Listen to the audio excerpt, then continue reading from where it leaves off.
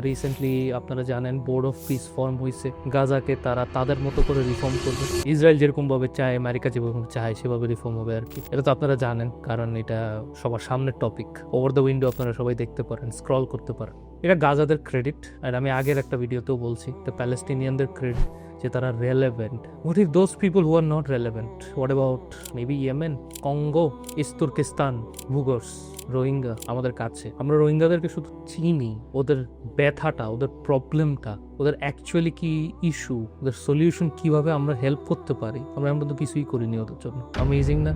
আমরা গাজার জন্য অনেক কিছু করতে চাই, it is a very good thing, কিন্তু যার জন্য অ্যাকচুয়ালি আমরা করতে পারি তার জন্য আমরা কিছু করতে চাই না, এবং আমাদের রাষ্ট্র পর্যায়েও আমরা তাদেরকে পুশ করতে পারি না কিছু করার জন্য। আপনাদের এবং আমাদের কারণে রাজনৈতিক নেতারা সুযোগ বুঝে খালি গাজার কথা বলে, কারণ জানে যে গাজার ব্যাপারে তারা কিছু করা লাগবে না। রোহিঙ্গাদের ব্যাপারে কথা বললে তো তাদের কিছু করা লাগবে, কিন্তু আমরা কোনো প্রেশার দিই না তাদেরকে করার জন্য। ইনশাল্লাহ সামনে রোহিঙ্গাদেরকে নিয়ে ডিটেইলে আমরা আলোচনা করব, দেখবো যে আমাদের জায়গা থেকে আমাদের কি কি করা উচিত ছিল এবং আমরা কি কি করতে ব্যর্থ হয়েছি, এবং সামনে আমরা কি করতে পারি। আসসালামু আলাইকুম ওয়া রাহমাতুল্লাহি ওয়া বারাকাতুহু।